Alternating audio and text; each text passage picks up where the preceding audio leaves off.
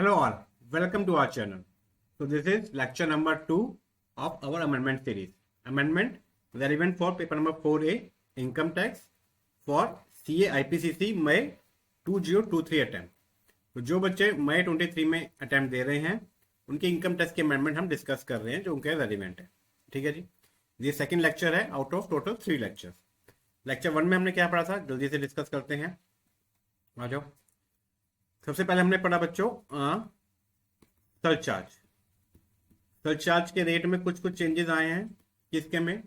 सबसे पहले surcharge applicable for individual, HUF, AOP, BOI और आर्टिफिशियल जुडिकल पर्सन. इनके केस में आपको पता है सेक्शन 111A की इनकम, 112A की इनकम और डिविडेंड इनकम. 111A कौन सा होता है? Short term capital gain on listed shares. 112A long term capital gain on listed shares. इन तीनों इनकम पे सरचार्ज का रेट 15% तक रिस्ट्रिक्ट किया हुआ है. ठीक है जी. अब इस इनकम में एक और इनकम जोड़ दी, सेक्शन 112 की इनकम. 112 की कौन सी income? Long term capital gain. तो कहने का मतलब ये है कि अब जो भी लॉन्ग टर्म कैपिटल गेन है, चाहे वो लिस्टेड शेयर से हो, चाहे वो किसी और एसेट से हो, अनलिस्टेड शेयर्स हो गए, लैंड हो गया, गोल्ड हो गया, जिस मर्जी एसेट से हो, सब लॉन्ग टर्म कैपिटल गेन पे सरचार्ज का रिस्ट्रिक्ट हो गया है बच्चों 15% पे. Secondly AOPs. कौन सी AOPs? जिनके मेंबर्स ओनली कंपनीज हैं, उन AOP पे सरचार्ज का रेट रिस्ट्रिक्ट हो गया है 15% पे. तीसरा, जो कोऑपरेटिव सोसाइटी थी, इन पे जो सरचार्ज का रेट है वो चेंज कर दिया और वो सेम कर दिया which is applicable for domestic company. मतलब 1 करोड़ तक कोई नहीं, 1 करोड़ से ऊपर और 10 करोड़ तक 7% और 10 करोड़ से ऊपर 12%. ठीक है जी. ये छोटी छोटी अमेंडमेंट थी सरचार्ज के रेट में. उसका कुछ अमेंडमेंट्स आई थी कंप्यूटेशन ऑफ इनकम. उसमें सबसे पहला था सेक्शन 14A. 14A क्या कहता है कि अगर कोई एग्जाम्प्ट इनकम है तो उसको कमाने के लिए जो भी खर्चे किए गए हैं उन खर्चों की डिडक्शन नहीं मिलेगी. क्वेश्चन ये उठा, अगर मेरे पास कोई ऐसी इन्वेस्टमेंट है जिनसे एग्जाम्प्ट इनकम आती है, जो भी इनकम आती है वो एग्जाम्प्ट होगी. जैसे कि इन्वेस्टमेंट इन पार्टनरशिप फर्म, अगर शेयर इन प्रॉफिट आता है एग्जाम्प्ट होगा. इन्वेस्टमेंट इन एग्रीकल्चर लैंड, ठीक है जी, एग्रीकल्चर इनकम एग्जाम्प्ट होती है. तो इस साल अगर कोई इनकम नहीं आई तो जो खर्च हुए हैं क्या वो डिस्लॉ होंगे या नहीं होंगे. तो अमेंडमेंट आ गया कि इनकम आए या एक्रू होए या ना होए वो रेलिवेंट नहीं है. जो भी खर्चे किए गए हैं उन इन्वेस्टमेंट पे या उन इनकम को कमाने के लिए जो एग्जाम्प्ट है, चाहे वो इनकम रिसीव हुई है या एक्रू हुई है नहीं हुई है, इज रेलिवेंट. वो सारे खर्चे आपका डिस्लॉ होंगे. कहने का मतलब ये है section 14A shall apply even in the previous year in which the exempt income is received or accrued or not. है, जो exempt income का accrual या received होना जरूरी नहीं है 14A अप्लाई करने के लिए. ये क्लियर किया गया. सेकेंड अमेंडमेंट आई बच्चों कोविड से रिलेटेड. इन्होंने कहा कोविड का कोई ट्रीटमेंट किया कि अपना कोविड के ट्रीटमेंट पे आपने कोई खर्चा किया, वो पैसा रिम्बर्स कर दिया. किसने रिम्बर्स कर दिया? या तो एम्प्लॉयर ने रिम्बर्स कर दिया या फिर किसी और पर्सन ने रिम्बर्स कर दिया. तो ये जो आपने खर्चा किया, जो पैसा रिम्बर्स होके मिला, ये जो रिम्बर्समेंट मिली है अगर एम्प्लॉयर से मिली है तो ये आपकी सैलरी नहीं मानी जाएगा. अगर किसी और बंदे से मिली है तो अदर सोर्स में इसको हम एग्जाम्प्ट कर देंगे. अनफॉर्चुनेटली कोविड से चक्कर में किसी की डेथ हो जाती है और उसके फैमिली मेंबर को कुछ पैसा मिलता है. किससे मिलता है? अगर एम्प्लॉयर ऑफ द डिसीज, जो बंदे की डेथ हुई है उसके एम्प्लॉयर से मिलता है तो वो जो फैमिली मेंबर को पैसा मिला वो उसके हाथ में एग्जाम्प्ट है द सोर्स में. या किसी और बंदे से मिलता है तो जो भी पैसा मिला 10 लाख का एग्जाम्प्ट है, 10 लाख से ऊपर कुछ मिला वो टैक्सेबल होगा. मतलब अगर 15 लाख में मिल गया तो 5 लाख टैक्सेबल होगा, 10 लाख का एग्जाम्प्ट है, प्रोवाइडेड किसी और बंदे से मिले. अगर एम्प्लॉयर से मिलता है तो पूरा का पूरा एग्जाम्प्ट. ठीक है जी. उसके बाद कुछ अमेंडमेंट आई बच्चों PGBP हेड में, profit and gain from business and profession. इसमें पहली अमेंडमेंट थी सेक्शन 37 में. इन्होंने कहा अगर आप कोई खर्चा कर रहे हो for the purpose which is an offence under the foreign law, तो या which is prohibited under foreign law, तो वो भी डिसलॉ होगा 37 में, उसकी डिडक्शन नहीं मिलेगी. या फिर कोई खर्चा कर रहे हो to compound an offence under foreign law, जो फॉरेन लॉ के अंदर कोई ऑफेंस किया है उसको कंपाउंडिंग के लिए कोई खर्चा कर रहे हो तो वो भी डिडक्शन नहीं मिलेगी सेक्शन 37 में. मतलब कहने मतलब है कोई फॉरेन लॉ के अंदर पेनल्टीज पे कर रहे हो तो उसकी सेक्शन 37 में डिडक्शन नहीं मिलेगी. या फिर आप कोई ऐसा खर्चा कर रहे हो, किसी को कोई गिफ्ट दे रहे हो और जो रेसिपिएंट है वो उसको रिसीव नहीं कर सकता, मतलब जो रेसिपिएंट है उसका वो जिस लॉ से गवर्न होता है वो लॉ उसको प्रोहिबिट करता है कि वो ऐसे गिफ्ट ना ले। एग्जाम्पल के लिए डॉक्टर्स, जैसे फार्मास्यूटिकल कंपनी है वो डॉक्टर को गिफ्ट दे रही है, तो डॉक्टर का जो लॉ है मेडिकल काउंसिल वो डॉक्टर्स को मना करता है कि आप फार्मास्यूटिकल कंपनी से कोई गिफ्ट मत लो। तो अगर ऐसी बात है तो फार्मास्यूटिकल कंपनी जो गिफ्ट दे रही है वो फार्मास्यूटिकल कंपनी के हाथ में डिसलॉ हो जाएगा सेक्शन 37। ठीक है जी। उसके बाद सेक्शन 40 में अमेंडमेंट आया। उसने कहा इनकम टैक्स जो होता है पीजीपीपी पे, प्रॉफिट एंड बिजनेस प्रोफेशन पे, इनके प्रॉफिट पे जो भी इनकम टैक्स लगता है वो डिसलॉ होता है। तो सेक्शन 40 ने कहा अब कि इनकम टैक्स डिसलॉ होता ही है, उसके साथ इंक्लूडिंग सरचार्ज और सेस, तीनों चीजें डिसलॉ होंगी। सरचार्ज और सेस भी सेम माना जाएगा एज इनकम टैक्स। ठीक है जी। उसके बाद आया अमेंडमेंट 43B में। उन्होंने क्या कहा, अगर आपने कोई इंटरेस्ट देना है फाइनेंशियल इंस्टीट्यूशन को तो 43B में डिडक्शन जब भी मिलती है जब पे कर देते हो एक्चुअल पेमेंट बेसिस। तो उन्होंने कहा अगर आपने इंटरेस्ट को किसी डिबेंचर या किसी और इंस्ट्रूमेंट में कन्वर्ट कर दिया है तो इस कन्वर्जन को हम पेमेंट नहीं मानेंगे। जब डिबेंचर एक्चुअल पे करोगे जब डिडक्शन मिलेगी। ठीक है जी, मतलब बात ठीक होगी। देख लें जरा, हमने सारी अमेंडमेंट डिस्कस कर ली। डिडक्शन के अलावा या कुछ है, सरचार्ज डिस्कस कर लिया, 14A, salary 37, 40, 43B, other source में कोविड रिलेटेड अमेंडमेंट थी वो भी डिस्कस हो गई। अब है डिडक्शन। डिडक्शन में छोटी छोटी 2 अमेंडमेंट आई हैं। एक 80CCD NPS, उसमें इन्होंने क्या कहा, एम्प्लॉयर कॉन्ट्रीब्यूशन टू NPS जो है वो भी 14% की डिडक्शन मिल जाएगी in case of central government employ and state government employ. पहले से सेंट्रल गवर्नमेंट के एम्प्लॉयज को 14% की डिडक्शन मिलती थी, अब स्टेट गवर्नमेंट को एम्प्लॉयज को भी 14% की मिल जाएगी, बाकी सबको 10% की मिलती है। किस चीज की? एम्प्लॉयर कॉन्ट्रीब्यूशन की। 80CCD सबसेक्शन 2 की बात कर रहे हैं। ठीक है जी। तो सबसेक्शन 2 में पहले 14% ऑफ सैलरी की डिडक्शन मिलती थी only for central government employees. अब वो बढ़ा के क्या कर दिया, उसका स्कोप बढ़ा के कि 14% सैलरी की डिडक्शन मिलेगी for central government as well as for state government employees. ठीक है जी। एक सेक्शन है 80DD। ये क्या था, ये अगर कोई डिपेंडेंट डिसेबल है तो इंडिविजुअल को डिडक्शन मिलती है, रेजिडेंट इंडिविजुअल HUF को। ठीक है जी। डिडक्शन कितनी मिलती है? 75,000, 1,25,000 depending upon the disability.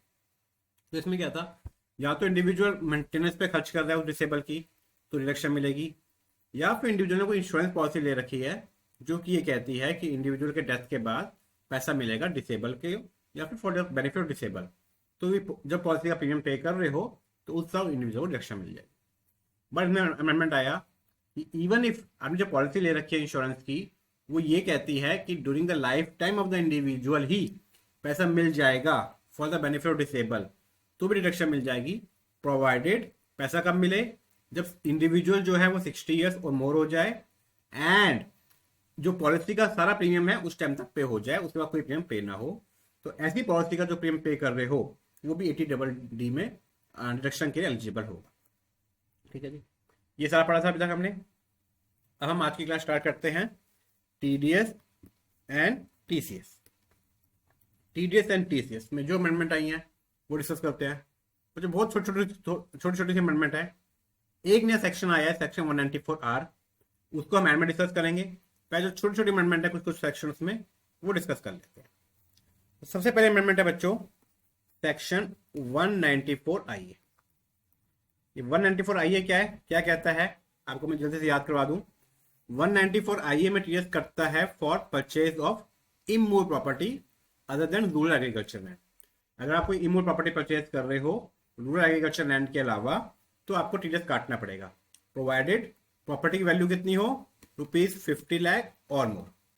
50 lakh या उससे ऊपर की वैल्यू की आपको भी मोर प्रॉपर्टी लैंड बिल्डिंग परचेज करते हो तो अगर 55 लाख की परचेज करते हो तो 55 लाख पे आपको टीडीएस काटना पड़ता है एट द रेट ऑफ 1%।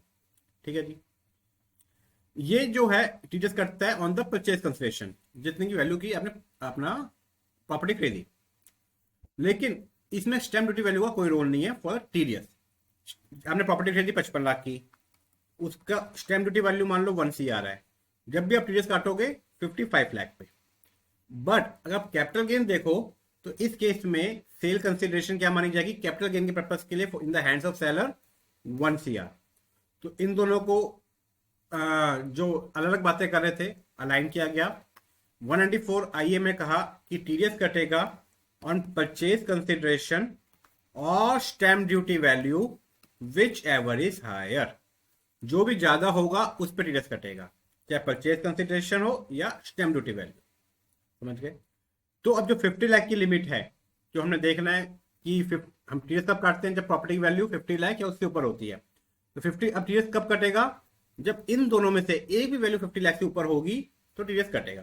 कहने का मतलब ये है, मान लो परचेज कंसिडरेशन है आपकी 45 लाख की और स्टैम्प ड्यूटी वैल्यू है 55 लाख की, टीडीएस कटेगा क्या? टीडीएस कटेगा 55 लाख पे। कहना क्या है, आप पहले देखोगे इन दोनों में से हायर कौन सा है और फिर उसको कंपेयर करोगे 50 लाख की थ्रेशोल्ड के साथ। ठीक है? अगर इसकी वैल्यू है 45 लाख की, इसकी वैल्यू है स्टैम्प ड्यूटी वैल्यू 49 लाख की, टीडीएस कटेगा? नो, बिकॉज दोनों ही 50 लाख से कम है। 45 लाख और 49 lakh, higher is 49 lakh compare को 50 लाख से, which now 49 lakh is less than 50 lakh and therefore no TDS. तो विच एवर इज हायर, अगर इसकी वैल्यू है मान लो 50 lakh purchase consideration, stamp duty value है 60 लाख, टीडीएस कटेगा 60 लाख पे। तो जो भी हायर है पहले वो निकाल लो, उसको कंपेयर करो थ्रेशोल्ड 50 लाख से, उस अमाउंट पे टीडीएस कटेगा। ठीक है जी, और जल्दी से पढ़ लेते हैं टीडीएस एंड टीसीएस। सबसे पहले अमेंडमेंट है TDS on purchase of immovable property, section 194 आईए। Section 194 IA has been amended to provide that tax shall be deducted on the amount paid or credited or the amount of stamp duty value of the property whichever is higher। तो ये नई amendment है। Stamp duty value पहले नहीं था, पहले TDS deduct होता था ऑन द अमाउंट पेड और क्रेडिटेड। अब उन्होंने कह दिया जो पे किया है या स्टैम्प ड्यूटी वैल्यू जो है, जो भी ज्यादा है इन दोनों में से उस अमाउंट पर टीडीएस कटेगा। ठीक है?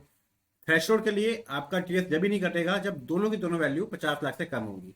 अगर एक वैल्यू 50 लाख है उसके ऊपर है तो उस वैल्यू पर टीडीएस कटेगा 194 आईए में एट द रेट ऑफ 1%। ठीक है जी। सेकेंड अमेंडमेंट है बच्चों सेक्शन 194 ओ। पहले जल्दी से ब्रशअप कर लेते हैं। 194 ओ क्या कहता था?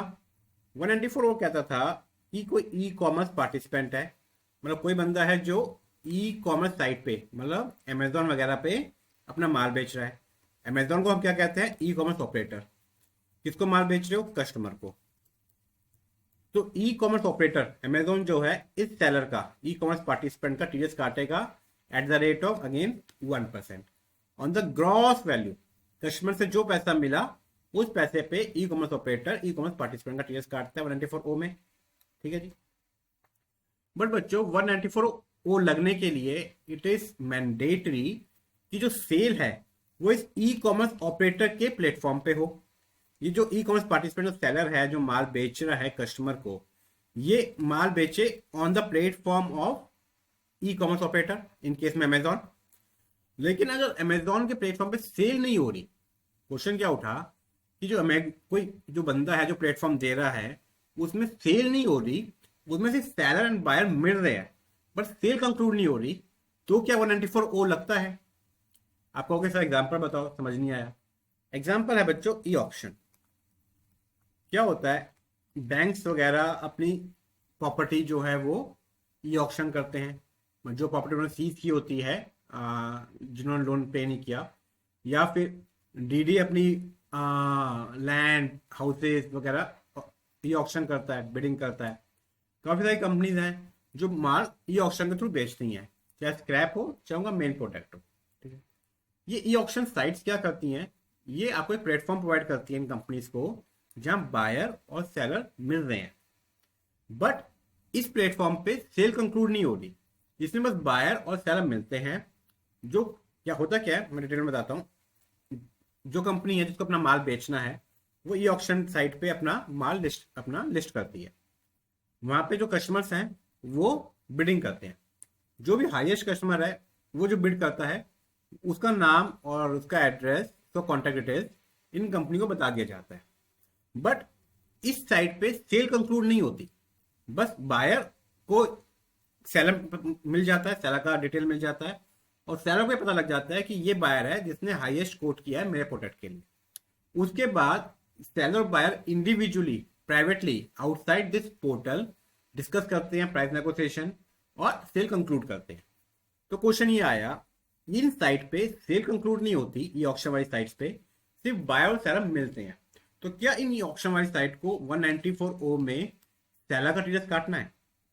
प्रॉब्लम कहां पे आ रही थी? प्रॉब्लम ये आ रही थी कि इन ई ऑक्शन साइट्स को ये नहीं पता था कि किस प्राइस पे सेल हो रही है, बिकॉज जो प्राइस डिसाइड हुआ वो फाइनल प्राइस नहीं था, वो नेगोशिएशन का स्टार्टिंग पॉइंट था। बायर और सेलर उसके बाद मिलकर उसमें नेगोशिएट कर सकते हैं, क्योंकि सेल तो कंक्लूड हुई नहीं। सेकेंडली, 194 ओम में सेल कंक्लूड होना on the platform is mandatory. तो आर्ग्यूमेंट ये था कि सिंस सेल्स कंक्लूड नहीं हो रही है हमारे प्लेटफॉर्म पे, तो 194 ओ नहीं लगता।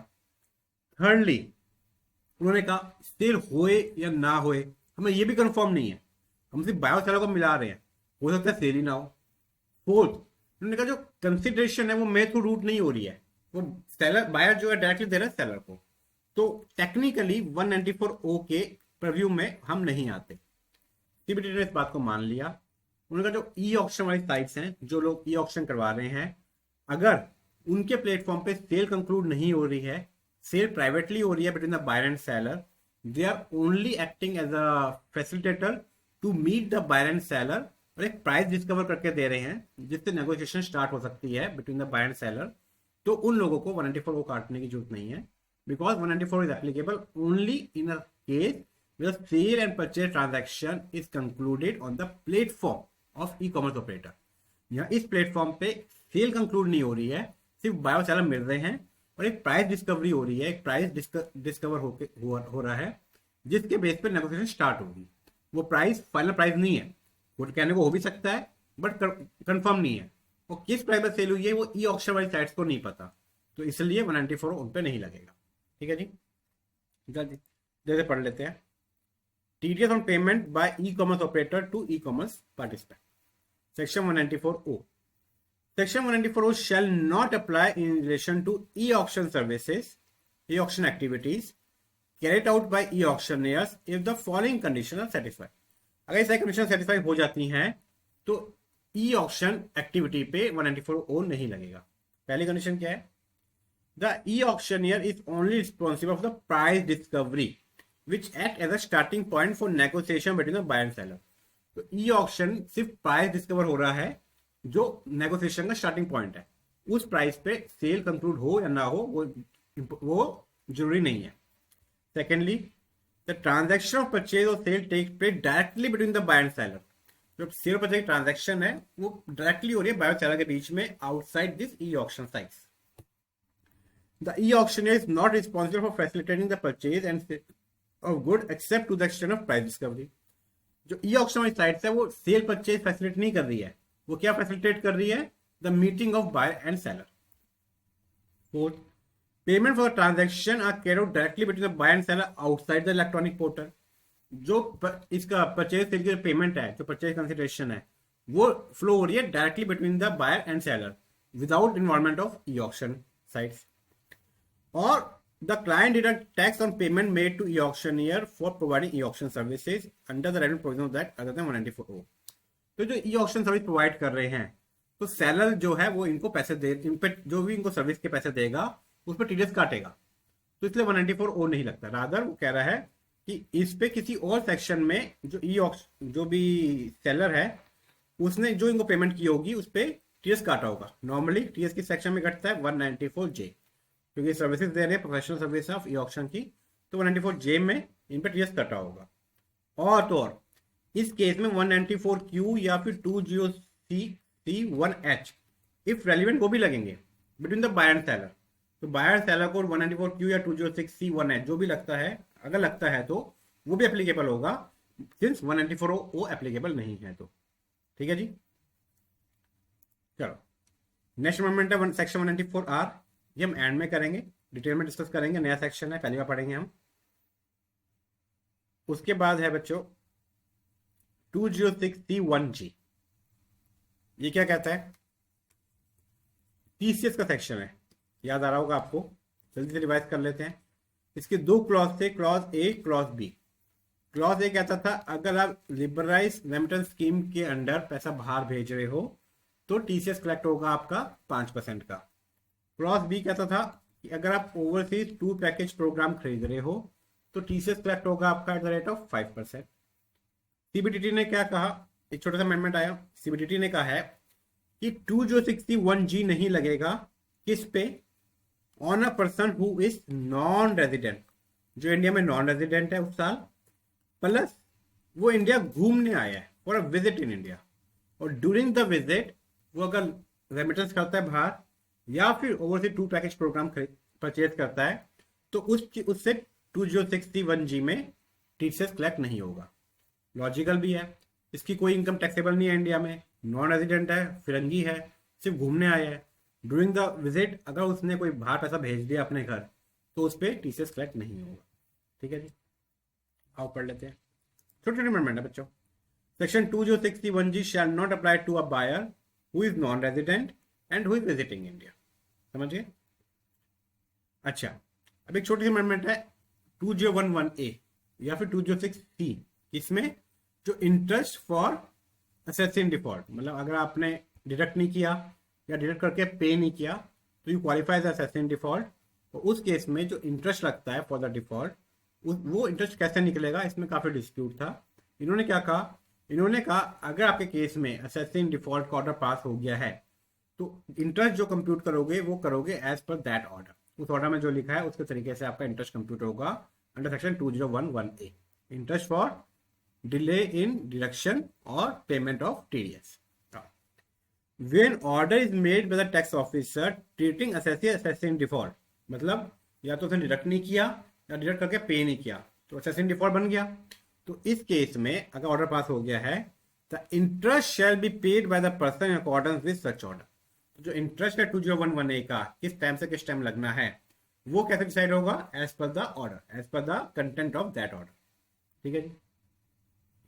लास्ट अमेंडमेंट है बच्चों जो 194R के अलावा 206AB और CCA, ये दो सेक्शन क्या है, 206AB ये टीडीएस का सेक्शन है और इक्विवेलेंट सेक्शन है 206CCA TCS के लिए।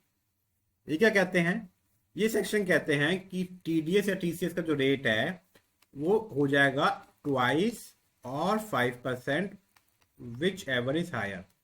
कब, अगर टीडीएस काट रहे हो उस बंदे का या फिर टीसीएस कट कर रहे हो उस बंदे से, किस बंदे से, जिसने अपनी रिटर्न नहीं भरी। कब, पहले क्या था, कौन से साल में रिटर्न नहीं भरी, अगर आप 22-23 का टीडीएस काट रहे हो तो इमीडिएटली 2 प्रीसीडिंग ईयर्स, और 2 कंडीशन और थी, उन 2 सालों की जो रिटर्न भरने की ड्यू डेट है वो निकल जानी चाहिए, प्लस उन दोनों साल उस बंदे का जो एग्रीगेट टीडीएस और टीसीएस है वो कितना होना चाहिए, 50,000 और मोर। ठीक है, आराम से समझते हैं। तो पहले ये सेक्शन नया सेक्शन नहीं है, पहले से है 206AB। वो कहता है अगर आप किसी बंदे का टीडीएस काट रहे हो तो आप उसका टीडीएस किस रेट पे काटोगे, ट्वाइस द रेट जो प्रेस्क्राइब्ड है, जिस रेट पे टीडीएस बनता है उसका डबल कर दो, या फिर 5% विच एवर हायर। किस बंदे का, ये सेक्शन किसको लगेगा, स्पेसिफाइड पर्सन को। कौन स्पेसिफाइड पर्सन कौन है, जिसने पिछले 2 सालों की रिटर्न नहीं भरी। पिछले कौन से 2 साल, जिनका time limit of filing return निकल चुका है। कब, जब आप टीडीएस काटने हो उस टाइम देखोगे कि वो 2 साल जिनका उस डेट पे रिटर्न का टाइम फाइलिंग का ड्यू डेट निकल चुका है, और उन दोनों साल उसका जो टीडीएस और टीसीएस था एग्रीगेट वो 50,000 और मोर था। ठीक है जी।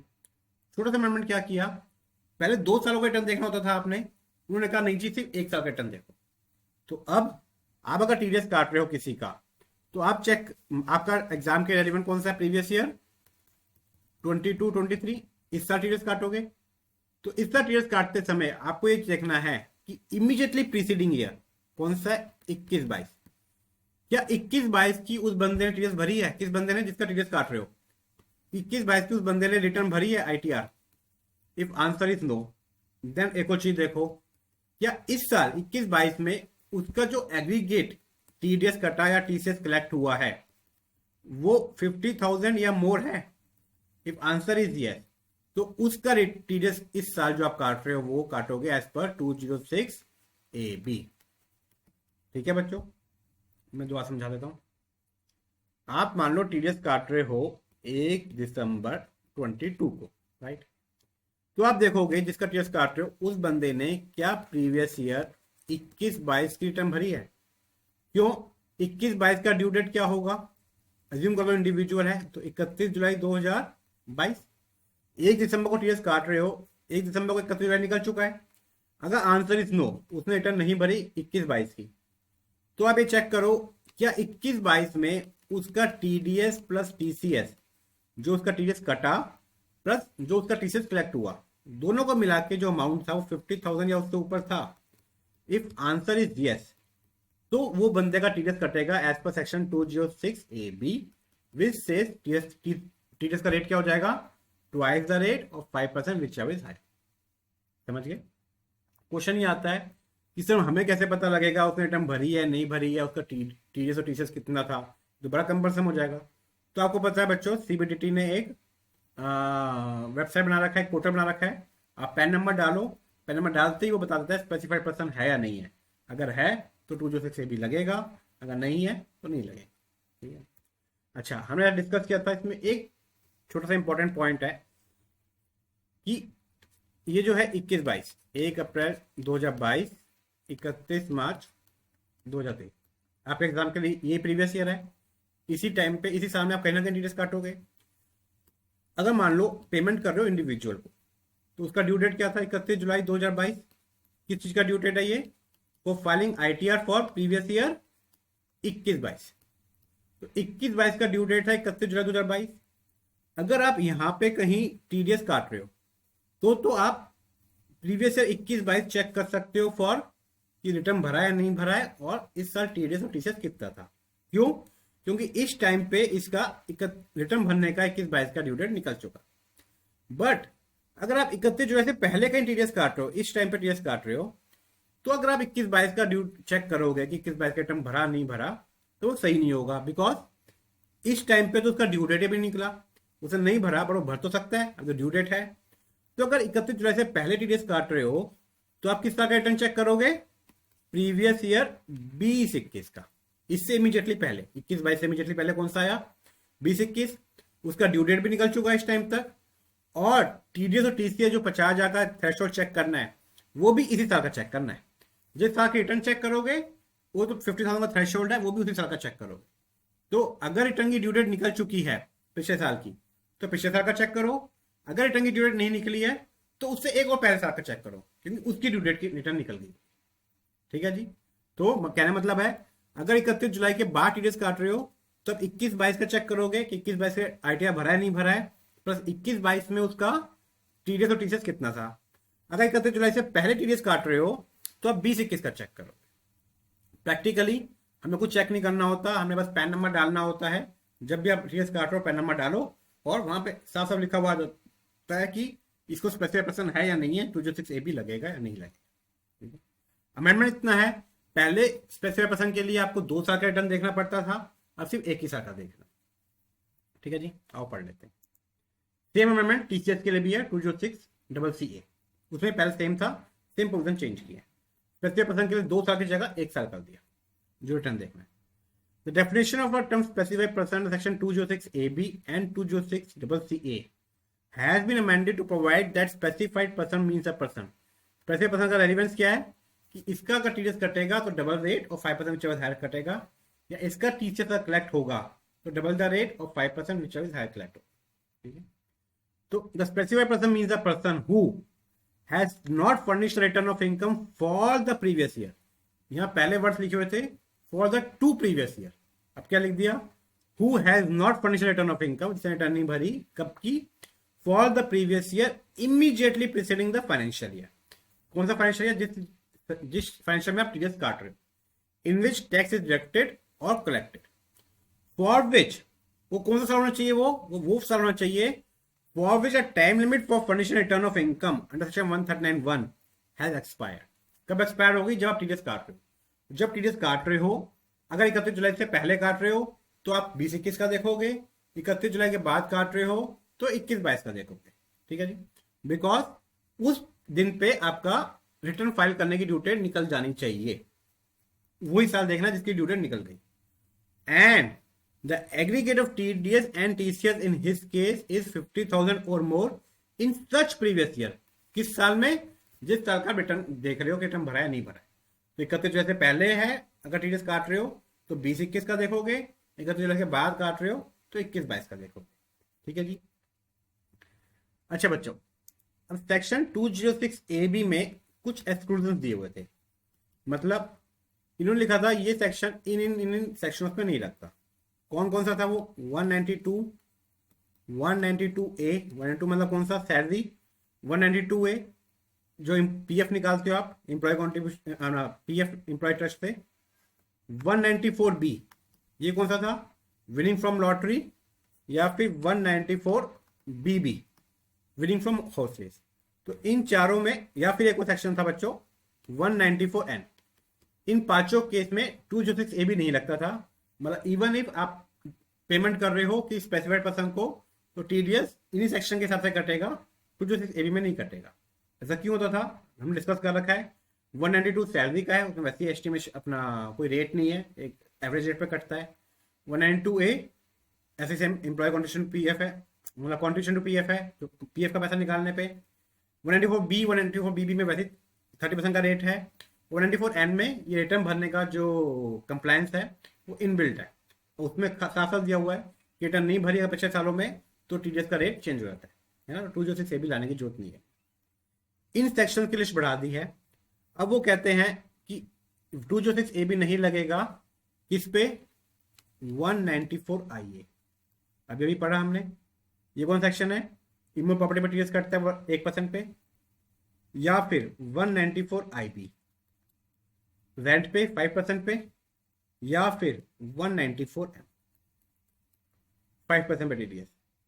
बच्चों अगर आप गौर करोगे तो तीनों सेक्शन वो हैं जिन तीनों सेक्शनों के लिए आपको 10 नंबर लेने की जरूरत नहीं है।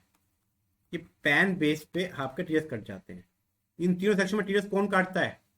अगर आप याद करोगे, normally salary class, individual HUF जो अदरवाइज रिक्वायर्ड नहीं है टीडीएस काटने के लिए, तो आईए, आईबी और एम में टीडीएस काटते हैं।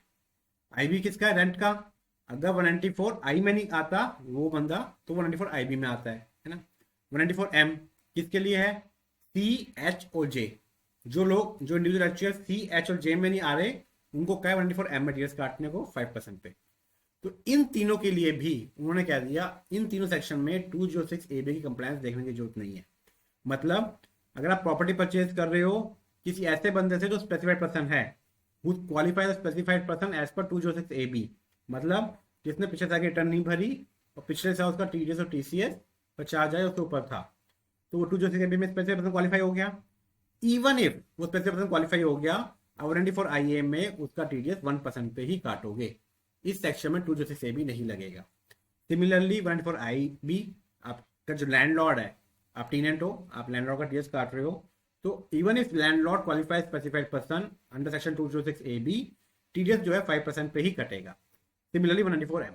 कहने मतलब ये है, इन तीनों सेक्शन में आपको 206AB चेक करने की जरूरत नहीं है कि जिसको पेमेंट कर रहे हो स्पेसिफाइड पर्सन है या नहीं। इन तीनों सेक्शन में 206AB नहीं लगता। ठीक है जी, पढ़ लें। Section 206AB shall not apply in case of tax deductible under section 192, 2A, 194B, BB and 194N। ये सब पहले से था। ऐड क्या किया है? 194IA, 194IB and 194N। इन तीनों सेक्शन में भी आपका टीडीएस नॉर्मल रेट पे कटेगा, इवन इफ जो रेसिपिएंट है वो स्पेसिफाइड पर्सन क्वालिफाई करता है अंडर सेक्शन 206AB। मतलब इन तीनों सेक्शन का टीडीएस काटने के लिए आपको 206AB देखने की जरूरत नहीं है। ठीक है जी। तो चलिए छोटी छोटी अमेंडमेंट्स थी। अब हम डिस्कस करते हैं सेक्शन 194R। सेक्शन 194R बच्चों, ये सेक्शन जो है ये नया इंट्रोड्यूस हुआ है टीडीएस की फैमिली में। ये क्या कहता है, क्यों इंट्रोड्यूस हुआ, रीजन क्या था, वो सब डिस्कस करते हैं डिटेल में, किस किस पे लगेगा, कैसे होता क्या है। बच्चों आपने एक सेक्शन पढ़ा हुआ है, सेक्शन 28(4). ये क्या कहता है कि अगर कोई भी बेनिफिट या परक्यूजिट मिल रहा है इन the course of carrying of business profession, तो जो बेनिफिट परक्यूजिट है वो आपका बिजनेस प्रोफेशन में टैक्स होगा सेक्शन 28(4) में। सेक्शन 28 में आपकी इनकम आनी जाएगी, किसकी? जो बिजनेस प्रोफेशन कर रहा है। जैसे कि मान लो आप कोई सीमेंट बेचते हो और जेके सीमेंट ने कहा, जिससे आप खरीदते हो, कि अगर आप मेरे इतनी क्विंटल ऑफ सीमेंट खरीदोगे इस साल, तो मैं आपको बैंकॉक का ट्रिप फ्री में दूंगा। ठीक है जी। तो अगर आपने उतनी क्विंटल सीमेंट खरीद ली, तो जो बैंकॉक का ट्रिप मिला, ये सेक्शन कहता है कि ये जो बैंकॉक का ट्रिप है, this trip should be taxable under section 28(4). This benefit और this perquisite should be taxable under section 28(4) because ये बेनिफिट और परक्विजिट मिला है आपको in the course of carrying business profession. अगर सीमेंट नहीं खरीदते तो बेनिफिट नहीं मिलता। सीमेंट खरीद का बेचना आपका काम है, बिजनेस प्रोफेशन है, यही आपका बिजनेस है। तो इस बिजनेस से रिलेटेड जो भी आपको बेनिफिट मिला है, जो प्रक्रिया मिला है, वो 28(4) में टैक्स होगा। बट होता क्या है बच्चों, 28(4) की इनकम कोई अपनी इनकम टैक्स रिटर्न में जनरली दिखाता नहीं है, बिकॉज इसको पकड़ना मुश्किल है। क्यों? बिकॉज ये मॉनेटरी फॉर्म में नहीं होती, काइंड में होती है। आपको ट्रिप मिला, आपको कोई इवेंट के पासेस मिल गए, आपने किसी से परचेज करने के चक्कर में ज़्यादा परचेज किया, उसके टारगेट्स मीट हुए, तो इवेंट के पासेस मिल गए, तो ये सब इन काइंड होता है। तो फाइनेंशियल स्टेटमेंट्स में एंटर नहीं होता, आपके बुक्स ऑफ अकाउंट्स में एंटर नहीं होता, इसलिए इसको पकड़ना टैक्स ऑफिसर के लिए मुश्किल होता है। इसी चक्कर में लोग इसको 28(4) में दिखाते नहीं है, बिकॉज टैक्स ऑफिसर पकड़ तो पाएगा नहीं, और ये अनटैक्स चला जाता है। बट ये जेके सीमेंट है जो ट्रिप दे रहा है, वो इसको डिडक्शन क्लेम करेगा अपनी बुक्स में, 100% करेगा, बिकॉज उसका बिजनेस एक्सपेंडिचर है। वो आपको बैंकों का ट्रिप क्यों दे रहा है? कुछ रिश्तेदार थोड़ी हो, बिकॉज आपने उसके टारगेट मीट किए हैं, एक स्पेसिफिक क्वांटिटी ज़्यादा आपने परचेज किया है, ये चक्कर में आपको वो ट्रिप दे रहा है या इवेंट के पासेस दे रहा है, तो उसने जो भी खर्चा किया वो अपनी डिडक्शन क्लेम करेगा। तो इस टाइप डिडक्शन क्लेम हो जाती है। बट दूसरा बंदा को पैसा मिल रहा है, वो इसको अपनी इनकम नहीं दिखाता, और ये अनटैक्स चली जाती है, तो रेवेन्यू लीकेज हो रहा है। इसको पकड़ने के लिए उन्होंने कहा कि अब जो जेके सीमेंट है, इस अमाउंट पे इस बंदे का टीडीएस काटेगा under section 194(r) at the rate of 10%। तो 194(r) में किस रेट पे टीडीएस कटेगा? 10%। कब कटेगा? At the time of payment. जब बेनिफिट प्रॉफिट दे रहे हो उस टाइम पे कटेगा, क्रेडिट पे नहीं कटेगा। ठीक है जी। काटेगा कौन? डायरेक्टर कौन है? जो बेनिफिट प्रॉफिट दे रहा है। कटेगा किसका? किसका टीडीएस काटना है? रेजिडेंट का। जिसको बेनिफिट मिल रहा है हु मस्ट बी रेजिडेंट। हमारा डोमेस्टिक टीडीएस के सेक्शन है 194, इसलिए रेजिडेंट का। ठीक है जी। रैशनल समझ गए क्यों आया, क्या कहता है? इधर से पढ़ लेते हैं। 194(r) वो कहता है TDS on benefit of perquisite of business profession section 194(r). Nature payment क्या है? किस चीज पे टीडीएस कटेगा? Any benefit of perquisite refer to in section 28(4). ठीक है जी। 28(4) में जो बेनिफिट प्रक्यूजर की बात करता है, वो अगर बेनिफिट प्रक्यूजर मिल रहे हैं, वो आप दे रहे हो, तो आपको टीडीएस काटना पड़ेगा। काटेगा कौन? डायरेक्टर कौन है? Any person other than individual HUF या फिर individual HUF whose gross received in the immediately preceding year exceeds 1 crore in business or 50 lakh in profession। मतलब सेम एज सेक्शन 194(a) वाले। जो 194(a) में डायरेक्टर था, 94(a), C, J, I इन सब में same ही है, H, तो वही इसमें भी है कि अगर इंडिविजुअल एचयूएफ है तो टीडीएस कब काटेगा? जब उसकी पिछले साल की रिसीव बिजनेस में 1 करोड़ से ऊपर है, या प्रोफेशन 50 लाख से ऊपर है, या फिर इंडिविजुअल एचयूएफ के अलावा कोई और है, तो उसको टीडीएस काटना ही काटना है, इरिस्पेक्टिव ऑफ उसकी जो रिसीट्स हैं पिछले साल कितनी थी। इंडिविजुअल एचयूएफ पे टीडीएस की लायबिलिटी जब भी आती है जब उसकी पिछले साल की रिसीट जो है वो 1 करोड़ से ज्यादा है या फिर 50 लाख से ज्यादा है, अगर बिजनेस कर रहे, प्रोफेशन कर रहे, केस में भी। ठीक है जी। टीडीएस किसका काटना है? रेजिडेंट का। जिसको बेनिफिट प्रोवाइड कर रहे हो, ही मस्ट बी रेजिडेंट। किस रेट पे कटेगा? 10% पे। कब कटेगा? The time of payment. सब कुछ थ्रेशोल्ड है बच्चों, बिल्कुल है। अगर बेनिफिट प्रोक्यूजर पूरे साल में 20,000 से कम रहते हैं, 20,000 तक रहते हैं, तो टीडीएस नहीं कटेगा। टीडीएस जब भी कटेगा जब बेनिफिट प्रोक्यूजर 20,000 से ज्यादा होते हैं। क्या है देखो, फर्स्ट बुलेट क्या कहता है? No TDS if aggregate value of benefit perquisite paid और likely to be paid during a financial year does not exceed 20,000। तो 20,000 या उससे कम के बेनिफिट प्रोक्यूजर पूरे साल में, तो नो टीडीएस। 20,000 से ऊपर है तो पूरे अमाउंट पे टीडीएस। ठीक है जी। अब बच्चों 28(4) में जो बेनिफिट ऑफ प्रक्यूजर की बात होती है, वो बात होती है इन काइंड। ये benefit of perquisite has to be in kind, तो इसलिए अब इन काइंड है। जैसा भी मैंने एग्जांपल दिया, जेके सीमेंट ने अपने एक डीलर को बैंकॉक के ट्रिप दे दी, टिकट दे दी, होटल, बोर्डिंग, लॉजिंग सब अरेंज कर दिया। अब वो कह रहे हैं कि जेके सीमेंट को टीडीएस काटना है। वो टीडीएस काटे कैसे, बिकॉज ये तो इन काइंड है। यही सेम दिक्कत आई थी हमारी विनिंग में 94B में, तो सेम प्रोविजन यहाँ पे भी है। वो कहते हैं अगर ये जो बेनिफिट प्रक्रिया इन काइंड है या पार्टली इन काइंड है और पार्टली कैश में है and cash portion is not sufficient to meet the TDS liability, तो आपको बेनिफिट देने से पहले जो डायरेक्टर है उसको इंश्योर करना पड़ेगा कि टीडीएस की लायबिलिटी मीट हो जाए। वो इंश्योर कैसे होता है, 3 तरीके हैं, हमने वहां पे भी डिस्कस किए थे। पहला, या तो डायरेक्टर जो है ओन पॉकेट, अपनी पॉकेट से जमा करवा दे ग्रॉसअप करके, या फिर जो डायरेक्टी है वो खुद टीडीएस जमा करवा दे, या वो एडवांस टैक्स जमा करवा दे और डायरेक्टर को चलान दे दे। ठीक है जी, जनरली हमने डिस्कस भी किया था, यही मेथड फॉलो होता है ऑन पॉकेट वाला। जो डायरेक्टर है वो ग्रॉसअप करेगा और अपनी पॉकेट से जमा करवा देगा, क्योंकि अच्छा नहीं लगता आप किसी को बेनिफिट दे रहे हो, किसी को मोटिवेट करने के बेनिफिट दे रहे हो अपने डीलर को, जिससे वो आगे और सेल करे और परचेज करे, है ना। और तो उससे आप पहले बेनिफिट देने से पहले को भैया मुझे टीडीएस का पैसा दे दे, है ना। तो इसलिए आप अपने पॉकेट से ही ग्रॉसअप कर लेते हो और इसको भी कॉस्ट मान लेते हो ऑफ योर बिजनेस।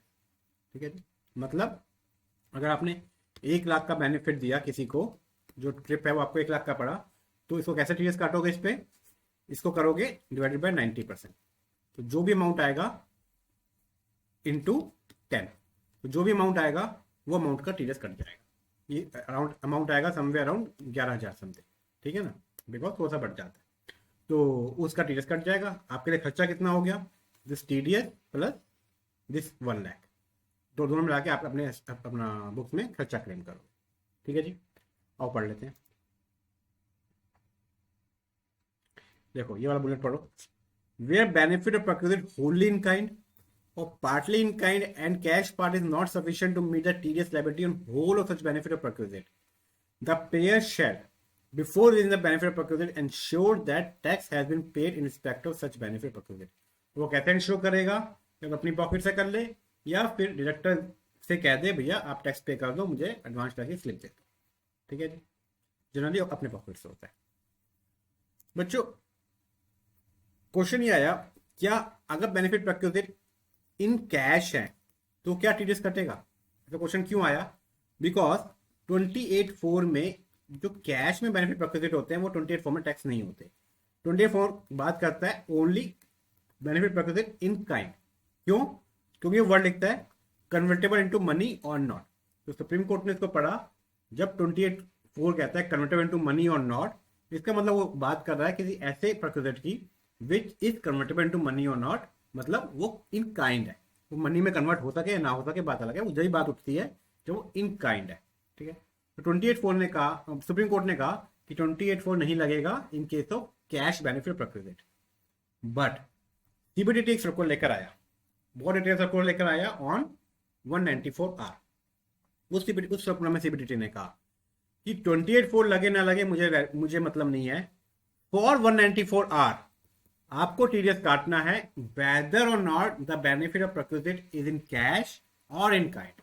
मुझे फर्क नहीं पड़ता कि जो बेनिफिट ऑफ प्रक्यूरेट है वो कैश में दे रहे हो या काइंड में दे रहे हो, उस पर आपको 94R में टीडीएस काटना ही पड़ेगा। कहने मतलब ये है, उन्होंने एक और बात कही, उन्होंने कहा कहने मतलब ये है कि जब बेनिफिट ऑफ प्रक्यूरेट दे रहे हो वो रेसिपिएंट के हाथ में 28(4) में टैक्सेबल है या किसी और सेक्शन में टैक्सेबल है, ये आपको देखने की जरूरत नहीं है। अगर आप बेनिफिट प्रक्यूरेट दे रहे हो तो आपको 194R में टीडीएस काटना पड़ेगा। ठीक है जी, इवन इफ वो 28(4) में टैक्सेबल है या नहीं है in the hand of recipient is not relevant for determining TDS liability of the director under section 194R। मतलब 194R में टीडीएस काटने के लिए आपको ये चेक नहीं करना है कि ये जो बेनिफिट प्रक्यूरेट है रेसिपिएंट के हाथ में किस सेक्शन में टैक्सेबल है, 28(4) में है या नहीं। ठीक है जी, ठीक है सर। अब बात आई, उन्होंने सीबीडीटी ने बहुत सारे एग्जांपल्स दिए जहां पे 194R लग सकता है उनके हिसाब से, तो मतलब आपको लगाना पड़ेगा for your exam purpose. 194R में क्या था, वो किस किस पे लगता है, ये तो आप समझ गए कि आप डीलर को कोई ट्रिप दे रहे हो या फिर कोई ट्रिप स्पॉन्सर कर दिया या फिर कोई इवेंट के पासेस दे दिए, राइट, या फिर वो कहता है आपने अपने डायरेक्टर को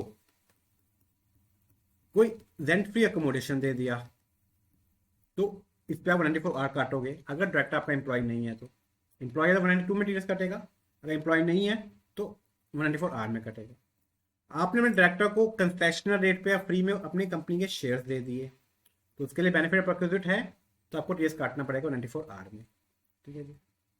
उसके बाद कहता है आपने लोन लिया हुआ था और बोरो लैंडर ने आपका लोन वेव ऑफ कर दिया, तो लैंड आपके लिए बेनिफिट है, लैंडर को इस वेव ऑफ पे टीडीएस काटना पड़ेगा अंडर सेक्शन 194 आर। क्वेश्चन उठा अगर क्या 194 आर सिर्फ रेवेन्यू खर्चे पे लगता है, मतलब कोई मैंने ऐसा चीज दी है जो आगे वाले के हाथ में कैपिटल एसेट है तो भी हमें टीडीएस काटना पड़ेगा। मतलब मान लो मैंने अपने डीलर को car they the on achieving a target, या फिर एक प्रॉपर्टी गिफ्ट कर दी, एक हाउस गिफ्ट कर दिया ऑन अचीविंग अ टारगेट, क्या मुझे टीडीएस काटना पड़ेगा? तो उन्होंने कहा बिल्कुल। रेसिपिएंट के हाथ में जो एसेट है वो रेवेन्यू एसेट है या फिर कैपिटल एसेट है, मुझे फर्क नहीं पड़ता, मैं जो भी बेनिफिट दे रहा हूं मुझे उस पर टीडीएस काटना पड़ेगा। तो क्वेश्चन उठा बच्चों कि अगर मान लो मैंने अपने डीलर को car they the on achieving a target, तो मुझे ये जो कार दे रहा हूँ उस पर टीडीएस काटना पड़ेगा। वो सब हो जाएगा कि या तो मैं ग्रॉसअप कर लूँ या वो एडवांस टैक्स जमा करवा के मुझे स्लिप दे दे। ठीक है, वो तो हमने पढ़ लिया। तो उस बंदे ने क्या किया, मेरे डीलर ने इस कार को अपने बिजनेस में यूज किया। तो क्वेश्चन उठता है ये जो कार है इस पे जो डेप्रिसिएशन है क्या उसको मिलेगा? ये क्वेश्चन क्यों आया? ये क्वेश्चन इसलिए आया बिकॉज डीलर ने कोई खर्चा तो किया नहीं इसको कार को लेने के लिए। तो सीबीडीटी ने कहा डेप्रिसिएशन बिल्कुल मिलेगा। किस वैल्यू पे मिलेगा? उस वैल्यू पे मिलेगा जिस वैल्यू पे डीलर ने इसको 28.4 में ऑफर किया। तो कार मिली है डीलर को, वो कार डीलर के लिए 28.4 में इनकम है तो उसको अपनी 28.4 में इनकम दिखाएगा। उस वैल्यू पे वो अगर उसको बिजनेस में यूज कर रहा है तो डेप्रिसिएशन क्लेम कर लेगा। ठीक है जी। अब एक एक बुलेट करके हम समझते रहेंगे, पढ़ते रहेंगे। कहाँ गया? लास्ट बुलेट पे आ जाओ। Any asset received as benefit or perquisite on which tax has been deducted in section 94R and recipient also offers the same for taxation and he uses such asset in his business or profession, the amount of such benefit or perquisite offered to tax by the recipient shall be deemed to be the actual cost of such asset and depreciation shall accordingly be allowed। कहता कोई ऐसा benefit है जिसको 194R में TS cut गया है और recipient ने उसको इनकम ऑफर किया है अपना अंडर सेक्शन 28.4 है ना, और वो एसेट को बिजनेस में यूज करता है, तो जो अमाउंट पे उसने इनकम ऑफर किया है वो अमाउंट हम एक्चुअल कॉस्ट मान लेंगे और उस अमाउंट पे उसको डेप्रिसिएशन मिलता रहेगा अंडर सेक्शन 32। ठीक है जी, क्लियर है? ठीक है। अब बच्चों बात आई कि अगर मैं किसी को डिस्काउंट दे रहा हूं, मतलब मैं कह रहा हूं कि 100 रुपए की चीज है आप 80 में ले लो, तो जो 20 रुपए का डिस्काउंट है क्या ये बेनिफिट है? सीबीडीटी ने कहा सर बिल्कुल बेनिफिट है, बट इस 20 रुपए टीडीएस काटना थोड़ा प्रैक्टिकल डिफिकल्ट हो जाएगा। तो हम कह देते हैं कि डिस्काउंट्स, चाहे सेल डिस्काउंट हो चाहे कैश डिस्काउंट हो या रिबेट, डिस्काउंट या रिबेट पे टीडीएस काटने की जरूरत नहीं है। मतलब अगर आप इसको सेल डिस्काउंट दे रहे हो कि इतना मटेरियल इतना माल खरीदोगे तो इतना % डिस्काउंट मिल जाएगा, या कैश डिस्काउंट दे रहे हो कि जल्दी पैसा पे करोगे डिस्काउंट मिल जाएगा, तो इन डिस्काउंट पे या रिबेट्स पे आपको टीडीएस काटने की जरूरत नहीं है। बट अदरवाइज 94 में कवर होते हैं, बट बेनिफिट देते हैं सीबीडीटी ने टीडीएस काटने की जरूरत। उन्होंने कहा डिस्काउंट एक और तरीके से होता है। डिस्काउंट होता है अगर आप 10 आइटम खरीदोगे तो 2 फ्री मिलेगी, तो जो 2 फ्री आइटम मिली हैं ये भी बेनिफिट है, बट सिंस ये डिस्काउंट का ही रूप है तो अब इस पर भी आपको टीडीएस काटने की जरूरत नहीं है। चाहे आप पैसा कम कर रहे हो या आइटम ज्यादा दे रहे हो, दोनों ही डिस्काउंट के तरीके हैं, आपको उन डिस्काउंट पे टीडीएस काटने की जरूरत नहीं है। बट साथ साथ में उन्होंने ये भी कह दिया कि ये जो चीज है जो हम कह डिस्काउंट पे टीडीएस काटने की जरूरत नहीं है, it doesn't apply in case of free sample. अगर आप सिर्फ फ्री सैंपल्स दे रहे हो तो उन फ्री सैंपल्स पे आपको टीडीएस काटना पड़ेगा under section 194R। Generally free samples use होते हैं बच्चों डॉक्टर्स में। एक कोई फार्मास्यूटिकल कंपनी है, अगर वो किसी डॉक्टर को, फार्मास्यूटिकल कंपनी अगर किसी डॉक्टर को फ्री में सैंपल दे रही है अपनी दवाइयों का, तो उस फार्मास्यूटिकल कंपनी को इस डॉक्टर का टीडीएस काटना पड़ेगा अंडर सेक्शन 194R। ठीक है जी, क्योंकि इसको बेनिफिट दे रहा है इन the course of carrying on business, जो बिजनेस कैरी ऑन कर रहा है, प्रोफेशन कैरी ऑन कर रहा है, इस प्रोफेशन में इसको बेनिफिट मिला है, तो इस फार्मास्यूटिकल कंपनी को इस डॉक्टर का टीएस काटना पड़ेगा अंडर सेक्शन 194R। अब इन्होंने कहा कई बार क्या होता है, फार्मास्यूटिकल कंपनी जो है जो सैंपल देती है वो उस डॉक्टर को देती है who is an employ of a hospital. तो एक हॉस्पिटल मान लो अपोलो हॉस्पिटल में कोई mister A is a doctor, ठीक। इस कंपनी ने, फार्मास्यूटिकल कंपनी है, कोई भी एग्जांपल ले लो, सिप्ला या रेनबैक्सी, सिप्ला या रेनबैक्सी ने इस डॉक्टर को अपने फ्री सैंपल दिए, तो अब इसको टीडीएस काटना है। क्वेश्चन उठा क्या ये टीडीएस हॉस्पिटल काटेगी या इस डॉक्टर काटेगी? तो सीबीडीटी कह रही है कि जो फार्मास्यूटिकल कंपनी जो सैंपल दे रही है डॉक्टर को, वो क्यों दे रही है? Because he is an employ of this hospital. अगर इस हॉस्पिटल में मिस्टर ए की जगह मिस्टर बी बैठे होते सीट पे, तो मिस्टर बी को सैंपल देती। उनको तो अपना हॉस्पिटल से रिलेशनशिप मेंटेन करना है, हॉस्पिटल रिलेशनशिप बढ़ाना है, तो इस चक्कर में उस हॉस्पिटल के डॉक्टर को वो सैंपल दे रहे हैं। तो सिंस वो सैंपल जो मिल रहे हैं only because of the employ of hospital मिल रहे हैं, तो जो फार्मास्यूटिकल कंपनी है हॉस्पिटल का टीडीएस काटेगी 194R। ठीक है। अब ये हॉस्पिटल को माना ये गया कि फार्मास्यूटिकल कंपनी ने हॉस्पिटल को सैंपल दिए, फ्री सैंपल दिए, और इस हॉस्पिटल ने डॉक्टर को दिए।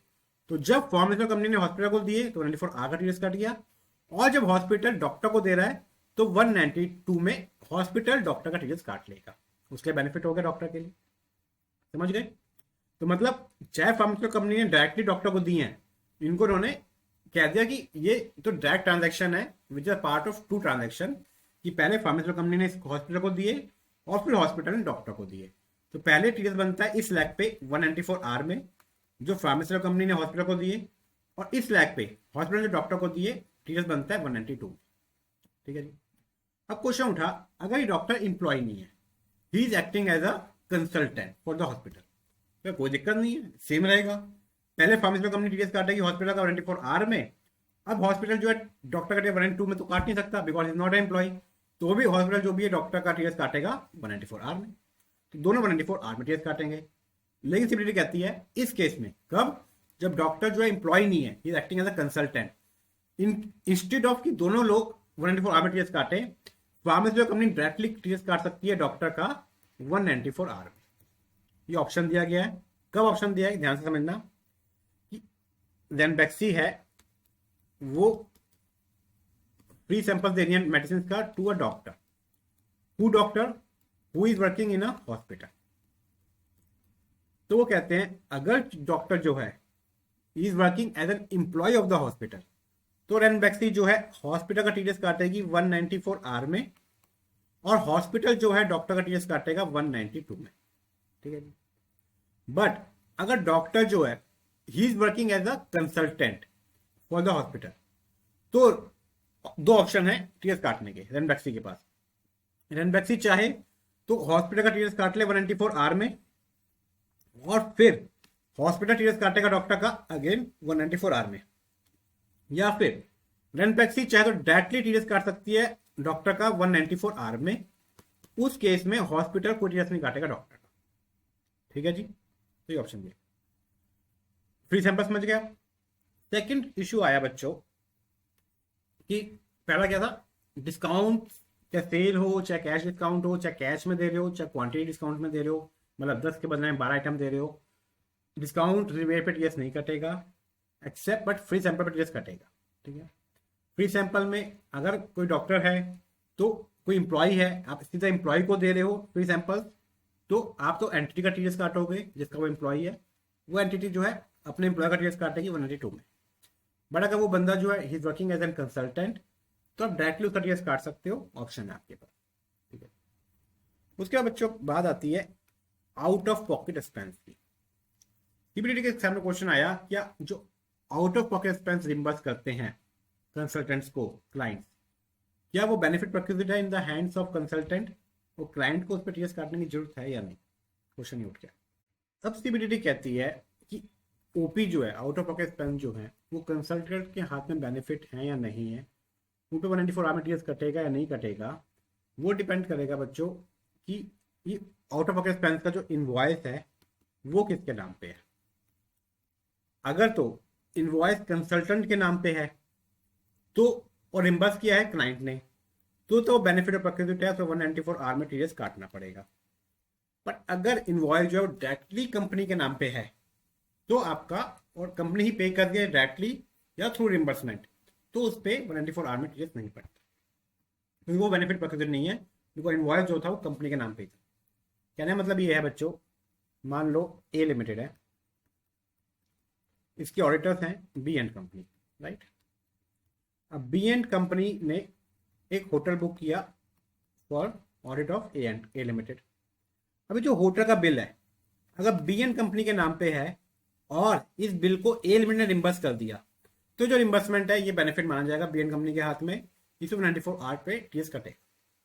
बट अगर जो बिल है ये सीधा सीधा ए लिमिटेड के नाम पे है और ए लिमिटेड डायरेक्टली पे कर दिया होटल को, या फिर बिल तो ए लिमिटेड के नाम पे था, बी एंड कंपनी ने पे कर दिया था और ए लिमिटेड बी एंड कंपनी को रिम्बर्स कर रही है, तो सिर्फ जो बिल था वो ए लिमिटेड के नाम पे था, ये बेनिफिट नहीं माना जाएगा, इस पर 194 आर नहीं लगता।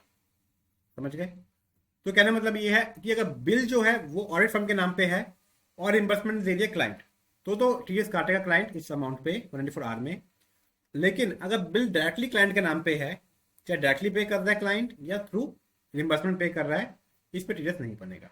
ठीक है, उन्होंने इसको लिंक किया जीएसटी से कि अगर जीएसटी एक्सपेंस पे जीएसटी क्रेडिट सीए फर्म ले रही है तो बेनिफिट है, बट इस एक्सपेंस पे अगर जीएसटी क्रेडिट क्लाइंट ही ले रहा है, जीएसटी क्रेडिट किसको मिलता है, इसके नाम में बिल होता है, तो अगर इस एक्सपेंस पे जीएसटी क्रेडिट क्लाइंट ही ले रहा है तो ये कोई बेनिफिट प्रोक्योर्ड नहीं है, 194 आर में टीडीएस नहीं कटेगा। और तो और इवन इफ अगर बिल बीएन कंपनी के नाम पे है और क्लाइंट ने रिम्बर्स किया है, तब भी 194 आर में टीडीएस नहीं काटोगे अगर क्लाइंट ने टोटल अमाउंट पे जो उसकी ऑडिट फी है plus out of pocket expense है 194 आर के अलावा किसी और सेक्शन में टीडीएस काट लिया।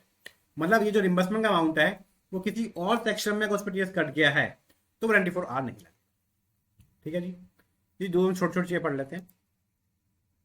दोनों कौन सी? एक हमने पढ़ा कि no TDS on sale discount, cash discount, rebate, free item, offer on purchase of specified number of item. ठीक है जी, कि चाहे आपने सेल डिस्काउंट दिया हो, चाहे कैश डिस्काउंट दिया हो, चाहे डिस्काउंट दिया हो ऐसा कि 10 आइटम खरीदो 2 फ्री, तो इन ये सब डिस्काउंट के रूप है, इस पर टीडीएस नहीं बनेगा 194 आर में, बट फ्री सैंपल बनेगा, याद है डिस्कस किया था। और इन्होंने कहा कि TDS on reimbursement of out of pocket expenses to be deducted if invoice is in name of the service provider. Consultant के नाम पे जो सर्विस प्रोवाइड कर रहा है ऑडिट की, कंसल्टेंट ऑडिटर, उसके नाम पे इनवॉइस है और क्लाइंट ने रिम्बर्स किया है तो टीडीएस कटेगा, अदरवाइज नहीं कटेगा। इस केस में भी इवन इफ जब इनवॉइस जो है कंसल्टेंट के नाम पे है, however if tax has been deducted on the whole of the invoice value including the amount of out of pocket expense under any provision other than section 194R, अगर total invoice value पे fees plus out of pocket expense पे TDS cut चुका है किसी और section में, तो no tax is required to be deducted section 194R on reimbursement out of pocket expense. मतलब तो इस सेक्शन में आउट ऑफ पॉकेट एक्सपेंस में टीडीएस काटने की जरूरत नहीं है। मतलब अगर आउट ऑफ पॉकेट एक्सपेंस किसी और सेक्शन में टीडीएस सब्जेक्ट हो गया है उस पर, तो इस सेक्शन में आपको उस सेक्शन अपना आउट ऑफ पॉकेट एक्सपेंस में टीडीएस काटने की जरूरत नहीं है। ठीक है जी, अब बच्चों एक लास्टली मेजर जो टॉपिक है इसमें लास्ट जो आया वो आया डीलर कॉन्फ्रेंस। जो कंपनीज है ना अपने डीलर्स को काफी प्रक्विजिट्स देती हैं टू उनका मोरल अच्छा बना रहे, उनको मोटिवेट करने के लिए। वो सारा जो प्रक्विजिट है वो आइडियली टेक्निकली डीलर के हाथ में टैक्स होना चाहिए सेक्शन 28(4), बट सिंस वो इन काइंड होता है बच जाता है, वही रीजन था इस सेक्शन को लाने का। ठीक है, तो उन्होंने कहा कि डीलर कॉन्फ्रेंस में जो आप खर्चा करते हो उसको हम बेनिफिट प्रक्विजिट मानेंगे, बट अगर जो डीलर कॉन्फ्रेंस हो रही है किसके लिए, कोई नया प्रोडक्ट लॉन्च हुआ है उसके लिए, या कोई एग्जिस्टिंग प्रोडक्ट है उसके फीचर समझाने के लिए, या फिर उसको सेल टेक्निक समझाने के, इसको सेल कैसे करो, या फिर डीलर्स की कोई क्वेरी सॉल्व करने के लिए, या उनके अकाउंट्स रिकंसिलेशन के लिए, या आपके उनका अकाउंट्स रिकंसाइल करने के। इस केस में हम मानते हैं बेनिफिट प्रक्विजिट नहीं है डीलर के हाथ में।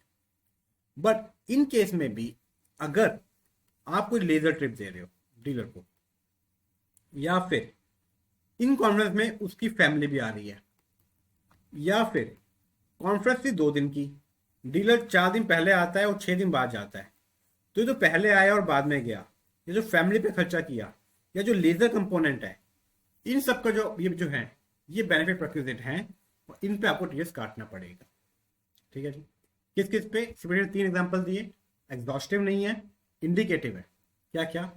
कि इन कॉन्फ्रेंस में अगर कोई लेजर कंपोनेंट है, मतलब आपने मान लो अपना जिम कॉर्बेट में कॉन्फ्रेंस रखी, साथ में आप उनको सफारी पे लेके चले गए अभी जो सफारी करवाई है, इसका कॉन्फ्रेंस लेना देना कुछ भी नहीं है, बिजनेस लेना देना कुछ नहीं है, लेजर कंपोनेंट है, तो इस अमाउंट पे आपको टीडीएस करना पड़ेगा 24 आवर में।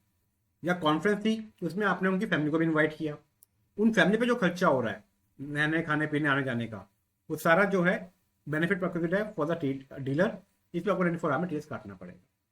या फिर कॉन्फ्रेंस थी 2 दिन की, मान लो अपना 6 अप्रैल से लेके 8 अप्रैल तक, राइट। डीलर आ गया 5 अप्रैल को और वो गया 9 अप्रैल को, तो वो कहते हैं एक एक दिन का तो हमें कोई दिक्कत नहीं, आगे पीछे हम आपको टीडीएस नहीं मानते। बट अगर टीडीएस वो आ गया 3 अप्रैल को और गया 10 अप्रैल को, तो ये जो 3 अप्रैल को आया, तो 3 और 4 तारीख, 2 दिन ये प्लस 10 तारीख 1 दिन ये, 3 दिन का जो खर्चा है इस पे आपको टीडीएस काटना पड़ेगा, बेनिफिट है।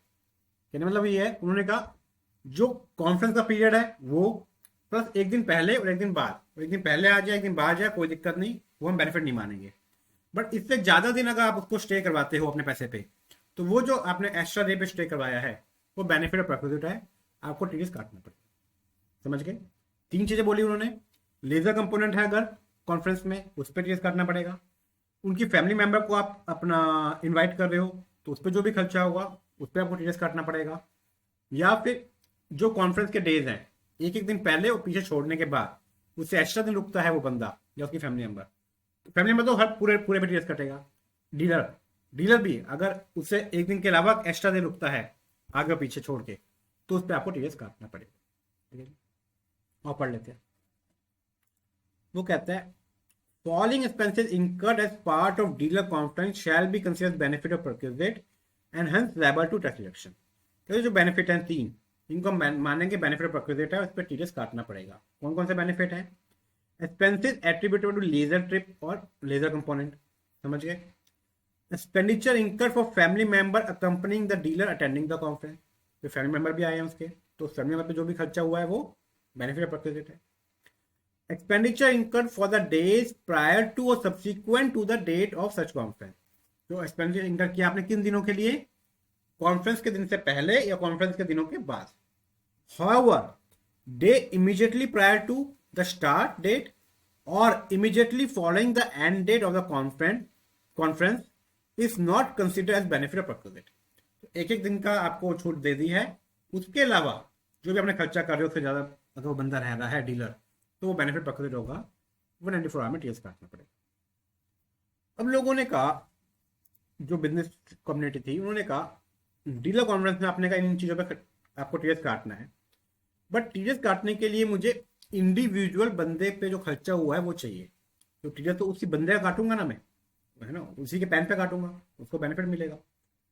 और अगर कोई ऐसा खर्चा है जो ग्रुप एक्टिविटी में हो रहा है और मैं उसको इंडिविजुअल बंदे पे बांट नहीं पा रहा, तो मैं टीडीएस कैसे काटूं? सिंपलिटी कहता कि बिल्कुल जी राइट क्वेश्चन है, प्रॉब्लम है, प्रैक्टिकल प्रॉब्लम है। इस केस में अगर बिजनेसमैन वो जो ग्रुप एक्टिविटी पे खर्चा हो रहा है उसको डिडक्शन क्लेम ना करे अंडर पीजीबीपी, वो अपना खर्चा ही क्लेम ना करे बिजनेस एक्सपेंडिचर, तो वो उस पर टीडीएस ना काटे, मुझे कोई दिक्कत। आप बैक स्टार्टिंग पॉइंट पे आओ, हमने क्या कहा था? दिक्कत क्या होती है? जेके सीमेंट जो है डिडक्शन क्लेम करता है कि उसने बैंकों का ट्रिप दिया अपने डीलर को, डीलर उसको इनकम नहीं दिखाता, तो रेवेन्यू लीकेज होता है। तो उन्होंने कहा ये रेवेन्यू लीकेज में प्रॉब्लम है। अब कोई ऐसा एक्सपेंडिचर हो रहा है जो ग्रुप एक्टिविटी पे हो रहा है और आप कह रहे हो मैं इसको इंडिविजुअल लोगों पे प्रोपोर्शनेट नहीं कर सकता, तो कोई दिक्कत नहीं है, आप इसका खर्चा ही क्लेम मत करो, तो टीडीएस मत काटो। क्योंकि उनको ऐसा लगता है जो अगर आप इसको इंडिविजुअल बंदों पे प्रोपोर्शनेट नहीं कर सकते जो खर्चा कर रहा है, तो जो इंडिविजुअल बंदा है वो कैसे अपने इनकम दिखाएगा? ये तो सीबीडीटी मानता है कि इंडिविजुअल बंदा इसकी इनकम तो दिखाएगा नहीं, तो आप इसका खर्चा ही मत लो, मुझे कोई रेवेन्यू लीकेज नहीं होगा, आपको टीडीएस काटने की जरूरत नहीं। समझ गए? तो आओ पढ़ते हैं क्या लिखा है। If and the expenditure incurred on during conference can not be allocated to each participant, the assessee may decide to not to claim deduction of such expense, and in such case he shall not be required to deduct tax under section 194R of such। तो क्या आपको TS काटने की जरूरत नहीं पड़ेगी, but उस case में आपको इसकी डिडक्शन अलाउ नहीं होगी। ठीक है जी, समझ गए? हमने मोटा मोटा 3-4 बातें पढ़ी इसमें कि डिस्काउंट पे टीएस नहीं काटना, पर फ्री सैंपल पे काटना है। आउट ऑफ पॉकेट एक्सपेंस में जब भी टीएस काटना है जब इनवॉइस जो है वो कंसल्टेंट के नाम पे होगा, वो क्लाइंट रिम्बर्स कर रहा होगा। अगर इनवॉइस डायरेक्टली क्लाइंट के नाम पे टीएस नहीं काटना।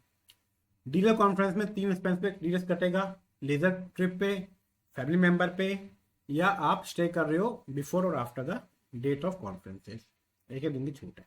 ठीक है जी।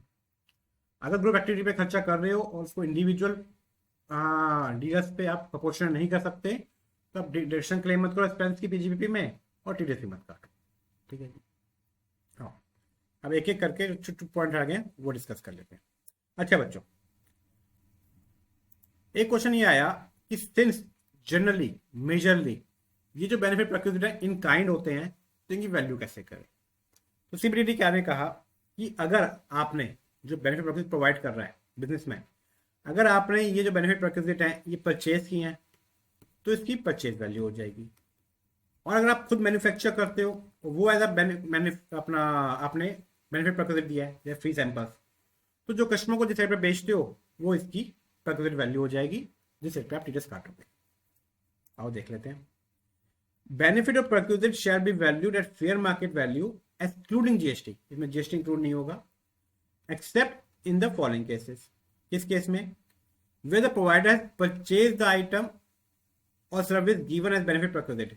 अगर बिजनेस में परचेज की है तो the value of such benefit procured shall be the purchase price, या फिर where the provider has manufactured the item as benefit of procured, the value of such benefit procured shall be the price that is charge from the customer. तो अगर आपने purchase किए हैं तो purchase value हो जाएगी, अगर मैन्युफैक्चर किए हैं तो अब जो कस्टमर को चार्ज करते हैं, जिस अमाउंट पे बेचते हैं, वो इसकी प्रॉफिट वैल्यू हो जाएगी।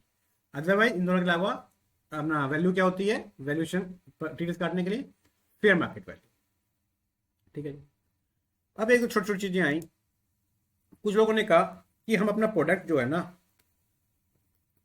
सोशल मीडिया इन्फ्लुएंसर को देते,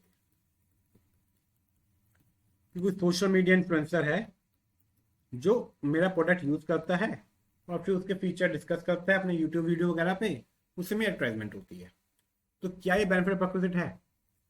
सीबीडीटी ने कहा आपने जो प्रोडक्ट दिया, अगर इस बंदे ने सोशल मीडिया इन्फ्लुएंसर जो है, इस बंदे ने इसको कंज्यूम कर लिया, वापस ही नहीं किया, तो ये बेनिफिट प्रोक्यूर्ड है, आपको इस बंदे का टीडीएस काटना पड़ेगा 94R में। बट अगर ये सिर्फ फीचर डिस्कस, इसने यूज किया, फीचर डिस्कस किए और आपको रिटर्न कर दिया, तो बेनिफिट प्रोक्यूर्ड नहीं है, आपको टीडीएस काटने की जरूरत है। ठीक है जी, और समझते हैं।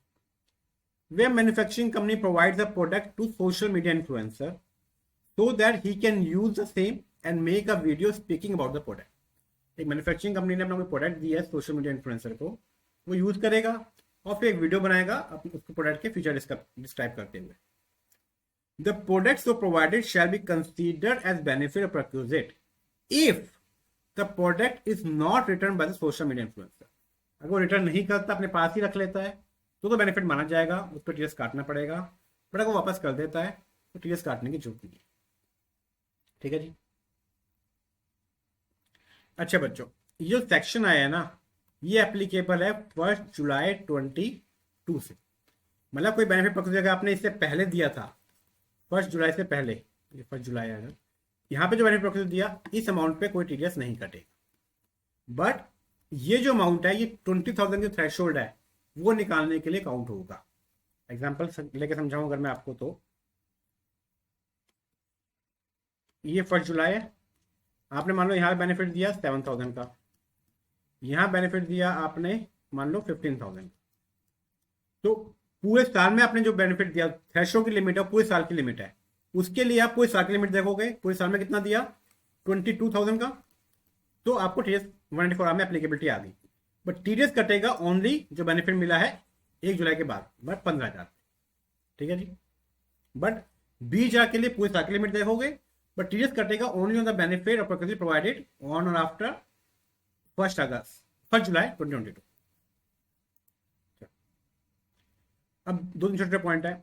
वो कहता है कि no TDS on issue bonus share और right share by a company in which public are substantially interested if such bonus share और right share issued offer to all the share. वैसे तो आप जो शेयर इशू करते हो discount पे या फिर फ्री में, वो बेनिफिट प्रकृति है, बट अगर एक कंपनी है जो पब्लिक लिमिटेड कंपनी है, मतलब लिस्टेड कंपनी है, पब्लिक सब्सटेंशियल इंटरेस्ट है उसमें, और जो bonus share right share issue हो रहे हैं वो ऑल द शेयर को इशू हो रहे हैं, एक क्लास ऑफ शेयर को इशू नहीं हो रहे, is all the share eligible to apply, तो उस केस में उस लिस्टेड कंपनी को टीडीएस काटने की जरूरत है 194 आर। ठीक है, 194 आर में बोनस शेयर राइट शेयर पर जब भी कटेगा जब या तो लिस्टेड कंपनी नहीं है, प्राइवेट कंपनी है, या फिर लिस्टेड कंपनी भी है और जो शेयर इशू हो रहे हैं, जो ऑफर है बोनस शेयर राइट शेयर की, वो एक क्लास ऑफ शेयर होल्डर्स को है। अगर सबको है तो टीडीएस काटने की जरूरत नहीं है। ठीक है जी। उसके बाद कहा इन्होंने इन लोगों को 194 आर में टीडीएस काटने की जरूरत नहीं है, मतलब नो टीडीएस इफ बेनिफिट और प्रकृति प्रोवाइडेड बाय, अगर ये लोग बेनिफिट प्रकृति प्रोवाइड कर रहे हैं जो हम डिस्कस कर रहे हैं, वो उनको 194 आर नहीं लगेगा। किन किन को? Organisation in the scope of United Nation, privilege and immunity act, international organisation है, या फिर कोई another international organisation which is exempt under specified act of the parliament. Example है एशियन डेवलपमेंट बैंक जो है वो एग्जेम्प्ट है। ठीक है, या फिर कोई embassy, high commission, legation commission, consulate और trade representation of foreign state, मतलब फॉरेन कंट्री को, इन तीनों को 194 आर नहीं लगेगा। मतलब ये बेनिफिट जो प्रोवाइड कर रहे हैं किसी को, उनको 194 आर में टीडीएस काटने की जरूरत नहीं है। But these can not be director, ये डायरेक्टर नहीं बनेंगे। कौन कौन से? यूनाइटेड नेशन की ऑर्गेनाइजेशन है, कोई ऐसी इंटरनेशनल ऑर्गेनाइजेशन है जो एग्जेम्प्ट है स्पेसिफिकली, या फिर foreign state which is represented in the form of embassy, high commission है, जिसमें फॉर्म में रिप्रेजेंट कर रहे हो, उनको टीडीएस काटने की जरूरत नहीं है इस सेक्शन में। अब बच्चों लास्टली हमने क्या पढ़ा था कि जो वेवर ऑफ लोन है, जो लैंडर ने आपका लोन माफ कर दिया, आपने रीपे नहीं किया तो उन्होंने माफ कर दिया, तो लैंडर आपको बेनिफिट मिला 28(4) में, आपको टीडीएस काटना पड़े, आपका बेनिफिट है तो लैंडर को टीडीएस काटना पड़ेगा 194 आर में। ठीक है जी। अब लैंडर्स ने क्या कहा कि एक तो मेरा लोन मर गया, वो बंदा लोन वापस नहीं कर रहा, मुझे मजबूरी में वेव ऑफ करना पड़ा, तो आपको क्या लगता है वो मुझे टीडीएस का अमाउंट दे देगा? आप इसको ग्रॉस अप करके मेरे से टीडीएस भी लगवा रहे हो, टीडीएस का अमाउंट मैं दूँ तो मेरे पास डबल खर्चा हो गया, मैं एक तो वैसे नुकसान में हूँ, ऐसा तो नहीं है कि मैं खुशी खुशी का लोन माफ कर रहा हूँ, वो लोन पे नहीं कर रहा, मुझे माफ करना पड़ा, और अब उसके ऊपर ग्रॉस अप मैं उसके नाम पे टीडीएस भी दूँ, जिसका बेनिफिट उसको मिलेगा और मेरा खर्चा हो जाएगा, है ना। हुआ क्या, जो टीडीएस वो अपनी ग्रॉस अप से जेब से जमा करेगा, वो ये जो बोरोवर है वो उसको कैश क्लेम करेगा, जबकि वो तो डिफॉल्ट ही है, तो ये तो थोड़ा लॉजिकल नहीं लगा। तो उन्होंने कहा अगर लैंडर जो है वो कौन कौन है, वो शेड्यूल बैंक है, कोऑपरेटिव बैंक है, एनबीएफसी है, पब्लिक फाइनेंशियल इंस्टीट्यूशन है, स्टेट फाइनेंशियल इंस्टीट्यूशन है, स्टेट इंडस्ट्रियल इन्वेस्टमेंट कॉर्पोरेशन है, या फिर कोई रजिस्टर्ड एसेट रिकंस्ट्रक्शन कंपनी है। इनमें से किसी ने लोन दिया है तो और ये वेव कर रहे हैं, तो इनको 194 आर में टीडीएस काटने की जरूरत नहीं है। क्या लिखा गया? No TDS on one time loan settlement और waiver of loan granted by, ये लैंडर है, schedule bank, cooperative bank, NBFC, public financial institution, state financial institution, state industrial investment corporation, registered asset reconstruction company, इनमें से कोई भी अगर loan माफ करता है बोरोवर का, तो उसको 194 आर में टीडीएस काटने की जरूरत नहीं। ठीक है जी, एक बार जल्दी से रिवाइज कर लें। हमने सारे पॉइंट कवर कर लिए हैं, जल्दी से 194 आर रिवाइज कर लेते हैं। 194 आर में टीडीएस कौन काटेगा? डायरेक्टर कौन होगा? Any person other than individual HUF. Individual HUF अगर उसका पिछले साल में बिजनेस से रिसीट्स 1 करोड़ से ज़्यादा था, या प्रोफेशनल से 50 लाख से ज़्यादा था। किसका टीडीएस कटेगा? रेजिडेंट का। किस रेट पे कटेगा? 10% पे। कब कटेगा? At the time of payment. Threshold कितना है? 20,000 से ज़्यादा। अगर बेनिफिट प्रकृति पूरे साल में 20,000 से ज़्यादा है तो टीडीएस कटेगा। ये 20,000 की जो लिमिट है पूरे साल की लिमिट है। सेक्शन आया है 1 जुलाई 22 से, अब मतलब समझ गए, टीडीएस कटेगा ओनली 1 जुलाई 22 के बाद। 20,000 की लिमिट देखने के लिए आप पूरे साल में जो बेनिफिट दिए वो देखोगे। उसके बाद उन्होंने कहा डिस्काउंट को टीडीएस नहीं कटेगा, चाहे कैश डिस्काउंट हो, सेल डिस्काउंट हो, या फिर कोई आप आइटम दे रहे हो, जैसे 10 आइटम खरीदोगे 2 आइटम फ्री, तो इन पर कोई टीडीएस नहीं कटेगा। बट फ्री सैंपल पर टीडीएस कटेगा। ठीक है जी। अगर फ्री सैंपल आप किसी इंप्लॉय को दे रहे हो एंटिटी के तो आप एंटिटी का टीडीएस काटोगे। बट अगर किसी ऐसे बंदे को दे रहे हो जो खुद working as a consultant, in case of doctor, doctor hospital में कंसल्टेंट का काम कर रहा है, तो आपका ऑप्शन है आप डायरेक्टली डॉक्टर का टीडीएस काट लो अंडर 94 आवर। ठीक है।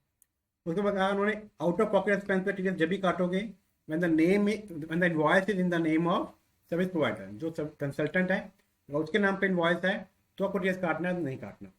उस केस में भी अगर आपने इस ओपी पे किसी और सेक्शन में टीडीएस काट दिया तो 94 आवर नहीं लगेगा। उसके बाद उन्होंने कहा डीलर कॉन्फ्रेंस पे टीडीएस कटेगा only in respect of 3 expenditure. कोई लेजर कंपोनेंट है, फैमिली मेंबर का कोई खर्चा हो रहा है, या फिर जो डेट्स ऑफ कॉन्फ्रेंस है उसको एक दिन छोड़ सकते हैं आगे पीछे। उसके अलावा अगर डीलर रह रहा है तो इन 3 एक्सपेंड पर डिडक्शन अपना टीडीएस कटेगा। बट अगर कोई ग्रुप एक्टिविटी पे खर्चा कर रहे हो आप और आप ये कह रहे हो कि हमें उसको इंडिविजुअली हर लोगों के में प्रोपोर्शनेट नहीं कर सकता इंडिविजुअली, तो आप इसका खर्चा क्लेम मत करो पीजीपी में और टीडीएस मत काटो। ठीक है। बेनिफिट प्रकृति वैल्यू कैसे करेंगे? एफएमवी पे करेंगे। बट अगर आपने परचेज किया तो परचेज वैल्यू हो जाएगी, और अगर आप मैन्युफैक्चर करते हो तो जो आप कस्टमर को जिसे पे बेचते हो वो वैल्यू हो जाएगा। ठीक है। अगर कोई सोशल मीडिया इन्फ्लुएंसर को प्रोडक्ट दे रहे हो फॉर कि वो आपके एडवर्टाइजमेंट करे तो बेनिफिट जब माना जाएगा जब वो खुद कंज्यूम कर लेता है। अगर आपको रिटर्न कर देता है तो टीडीएस नहीं कटे। ठीक है।